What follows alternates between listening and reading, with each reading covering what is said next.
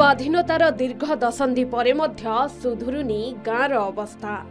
रास्ता पलटिछि मरण जंता। वर्षा दिन में कादुओ पचपच रास्ता जोगु अत्यंत शोचनीय होई पड़िछि रास्ता अवस्था।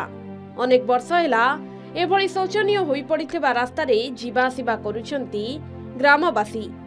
एभली दृश्य देखिबाकु मिलिछि संबलपुर जिला रेढ़ाखोल उपखंड नाकटी देउल ब्लॉक रो मंडुआम गाँव रे। नाकटी देउल ब्लॉक बलम ग्राम पंचायत अंतर्गत केलो मंडुआम रास्ता अत्यंत शोचनीय होई पड़िछि। लगाण वर्षा रे सेही रास्ता रे यातायात करी ग्रामवासी नाना प्रकार असुविधार सामना करूछंती। जेते अभियोग कले मध्य केबे सुफल मिलु नाही। शेषरे ग्रामवासी बाध्य होई चाष जमी परी कादुओ पचपच रास्ता रे धान गछ लगाई प्रशासन विरोध रे प्रतिवाद करिथिले। एहा सह रास्ताटिकु पक्का रास्ता निर्माण करिबाकू दाबी करिथिले। जदि रास्तार कौनसी उन्नतीकरण करा न जाए ताहेले ग्रामवासी आगामी दिन रे आंदोलनात्मक पंथा अवलंबन करिवे बोली कहिसंती।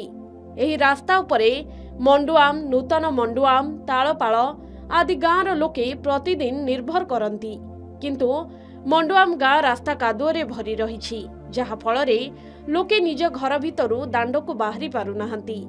खाल खमारे वर्षा पानी जमी रहिबारु लोके ही रास्ता रे गला बेले दुर्घटनार सम्मुखीन हेउछंती। चारि चकिया जान कथा छाड़ंतु, बाइक, साइकेल एपरिकी पादरे चलिबा कष्टकर होई पडुछि। गाँ रास्ता यहाँ बहुत खराब। आम घर बाहरी नहीं बापा, घर बाहर भी गुड़ गुड़ा सब घा हो सारान। आम छोटिया छोटिया छुआ मैंने पढ़ी जावा भी बहुत असुविधा होची। माँ मैंने पूरा स्कूल के बुही नहीं देले जाकि छुआ तो चलिकी निजे जाई नहीं पाबार पाइक नहीं देले जाकि जे ना हाई स्कूल पढ़ी जान छुआ मैंने से साइकिल धरिकी जाई भी नहीं पारबा। अधा दूर जाइए साइकिल बापा मैंने जाइए साइकिल नहीं अधा बाट बटेक जाऊँ। केलोनु मंडुआ माइबार लगी बहुत असुविधा हो। छुआ मैंने पढ़ी जाई नहीं पारबा, कादू थी घर बाहरी नहीं हेबा। तापरे इथिर लगी जो गो कहीं जाई होने कि गाई बलद भी एदे फिटेगिरी आमे खला आगे गले ढुके नहीं पारबा, किछि करी नहीं पारबा। ई कादू लगी हमर रोड हेले हमको भोट केते थर जणा हला न जे तो भोट लगी आइले बोलछन कि हां आघो रोड कहि दउ, बोलछन रोड नहीं केभे भी जे भोट हेले हमको भोट दिया, हमें आघो तमर रोड ठीक कर दमु। केलो नु इनके भोट दे साले सला।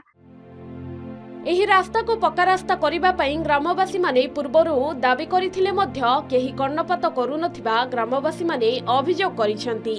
एही रास्तार उन्नतीकरण और रास्ता मरामती पई प्रतिवर्ष ब्लॉक प्रशासन पक्षरु अनुदान आसुथिबा बेले अंचलर ठिकादार अति निम्नमानर कार्य करी सरकारी अर्थ को हरिलुट करुथिबारु रास्ता अवस्था अत्यंत शोचनीय होई पड़िछि।